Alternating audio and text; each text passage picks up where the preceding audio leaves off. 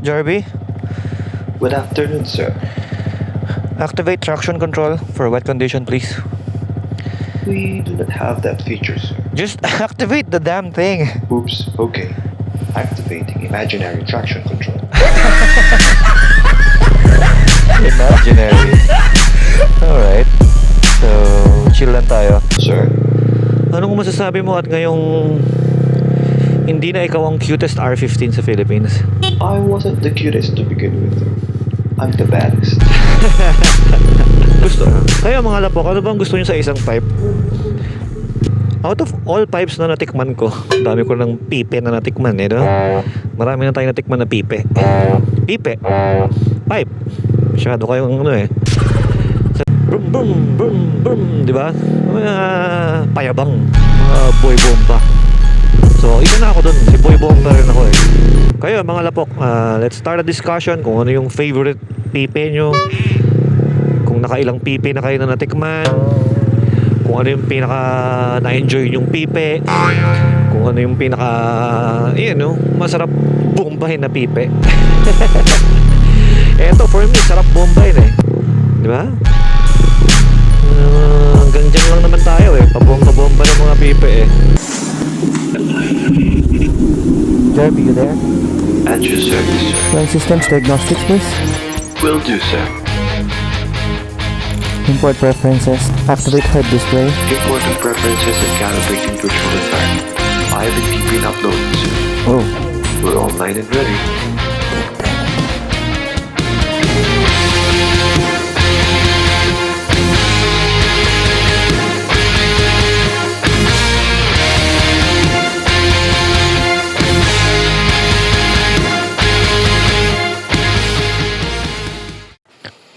Bye-bye, Mika. Bye-bye. Bye-bye. Okay. Hi, J.A.R.B. Hello, sir. You're so wet, J.A.R.B. You left me out here, that's why. Oh, it has water in it. It's okay. It's recording. Stop here. Alright. What's up mga lapok? Welcome back to another episode of iClickMoto vlog. Yesterday we installed the lever for J.A.R.B to match the handle grip, and so remaining na lang niya is yung bar end lever guard para complete na yung setup niya dito. Okay, so now also we installed the MIVV SUONO. MIVV SUONO. So yun, MIVV SUONO siya. Grabe, ang ganda. Kita nyo naman mga lapok ko. Ang laki ng bunganga niya. So, yung sound signature niya is very similar to the Yoshimura GP. The Yoshimura Alpha here on my channel.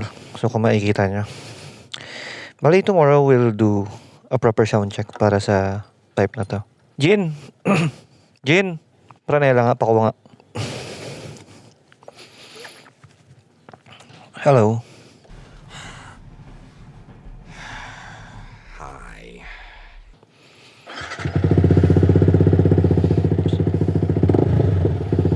So, yan. Brake lever natin. Clutch.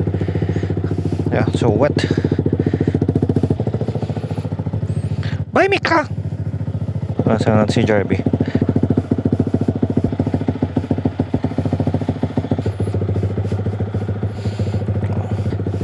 Okay. So, yes! Here we go. J.A.R.B, Good afternoon, sir. activate traction control for wet condition, please. We do not have that feature, sir. Just activate the damn thing. Oops, okay. Activating imaginary traction control. Imaginary. Alright. So, chill lang tayo. So, for today, we're going to 01 HQ para i-shoot lang yung motor ni Boss Arch. Si Zero. Yeah, I named him Zero. Yung R15 ni Boss Arch. I-shoot lang natin ang cinematic para para i-reveal na sa world. Reveal it to the world. Napakagwapong R15. It's pearl white, combination of candy red and pearl white. So, J.A.R.B, ano masasabi mo kay Zero? It looks, well, not bad. Okay. So, tara. Go!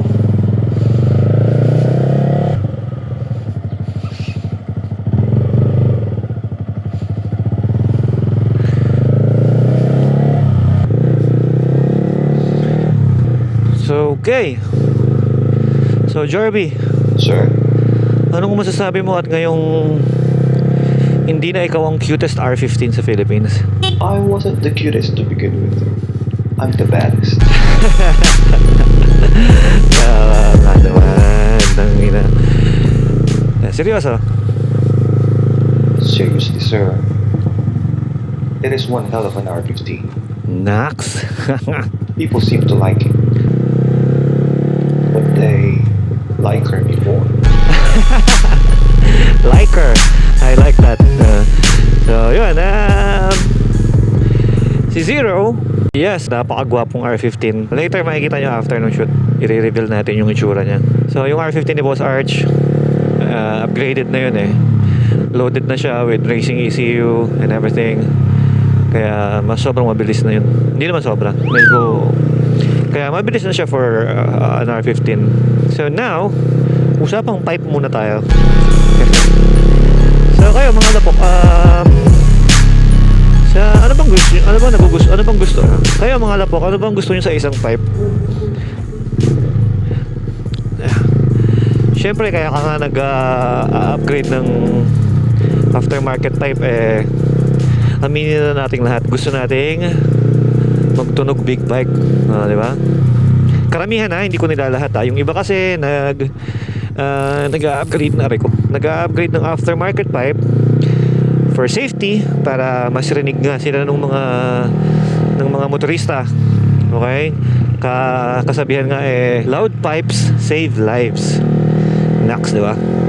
So, may point nga naman kasi kung maingay ka na, yung kotse, maririnig mo agad na merong motor sa gilid mo. Ganon din ako pag nagdadrive ako ng cage.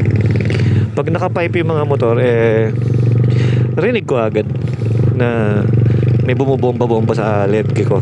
So, ngayon, maliban sa safety, ano pa? Oh shit, maabo na. Maliban sa safety is yung looks, di ba? Kasi yung stock natin, well, stock. Alam mo naman ng tao, once default siya or stock siya, madaling manawa. Nagsasawa na agad tayo sa look ng canister ng stock natin. Kaya nagpapalit tayo ng pipe. Yun din yung unang reason ko kung ba't ako nagpalit ng pipe Kasi medyo nasasawa na ako doon sa looks ng stock pipe. And then, yun na nga, yung sound signature ng motor mo, yung character ng motor mo ba. Kaya tayo nagpa-pipe para to get noticeable. Lahat tayo merong mga inner kayabangan hindi lang umaamin yung iba dyan. Na kaya nagpa-pipe para, alam mo na, brum brum brum brum, di ba? Payabang, mga boy bomba. So, isa na ako dun, si boy bomba rin ako Kasi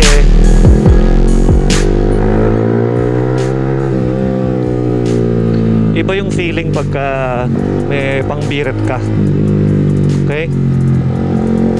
So now, meron naman tayong mga silencer sa kada model ng tambucho Para naman dun sa, for example, yung subdivision nyo is very conservative, ayaw ng sobrang ingay, you have to put on your silencer in respect na lang din sa association. Kagaya sa amin, hindi naman ganun kaselan, kaya hindi na ako naglalagay ng silencer.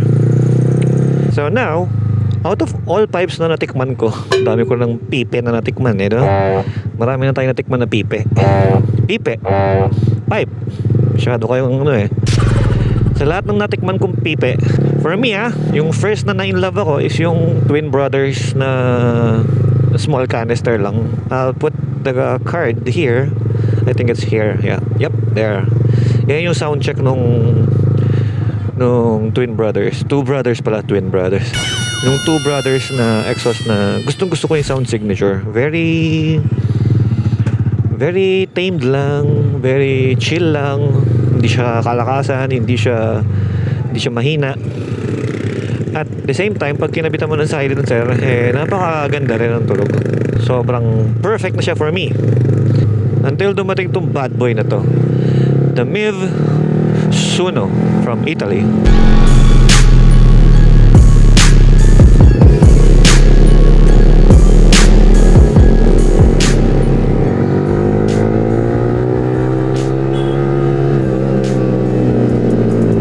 So yes, for me, bilang an R15 rider, this is the perfect exhaust for me. As you can see later sa konting cinematic, yung size nung canister niya is very perfect para sa body ng R15. Perfect siya. Hindi siya sobrang laki, hindi siya maliit, hindi siya biten, hindi siya sobra. So siya yung perfect pipe for me. Sa dinami-dami ng pipe na tikman ko. Sound signature, very bassy. As in, bass. Buong-buo yung tunog niya. Now, pag naka-silencer siya, hindi ko alam dahil hindi ko sina-silencer. Sayang yung ganda eh. Ang ganda ng tunog niya. Okay, so very bassy siya, very noticeable ka from both sides siguro kung sa mga cage. Ayan. So, for those interested, sa mga interested, as always, find the 01 Moto sa Facebook and inquire directly. Walang commission si iClickMoto dyan, walang something, walang hidden agenda. Okay? I'm just here to test pipes from 01 Moto and to give you my feedback as a rider. As an R15 rider, kung ano yung bagay, kung ano sa tingin ko, yun lang. Honest review lang siya. Okay? Now, for discounts, as usual, just mention iClickMoto and you'll get a discount. Alright? So, this will be a short episode since wala naman akong topic na napipisil-pisil bungkalin ngayong araw. And it's raining. I hope na hindi na siya magtuloy kasi I'm going to shoot cinematic. Although okay lang for me kung umulan, mas dramatic yung dating niya. With the rain pouring down and all, mas cinematic siya. Alright? So, kayo mga lapok, let's start a discussion kung ano yung favorite pipe nyo, kung nakailang pipe na kayo na natikman, kung ano yung pinaka na-enjoy yung pipe, kung ano yung pinaka masarap bombahin na pipe. Eto for me, sarap bombahin eh, di ba? Hanggang dyan lang naman tayo eh, pabomba-bomba ng mga pipe eh. Wala naman tayong 4 cylinders, kaya let's enjoy what we have and not complain about it. Alright, so now eto naman yung lever, yung brake levers ko, tsaka yung clutch lever. Looks ang una kong hinahabol dito. Now for the function, okay siya. Mas gumang yung feel ng brake ko. And you can adjust the tension, I think, with the brake and the clutch. Kung gusto mong mas ma-tight yung pag-press mo, i-adjust mo lang siya sa 6. Kaya ngayon nasa 6 ako. And pwede mong luwagan and all. Okay? So I'm gonna cut the video here since wala naman akong may dadaldal na. I'll see you guys again later once nasa 01 HQ na tayo. Mother father. Okay? So that's it. Bye-bye guys.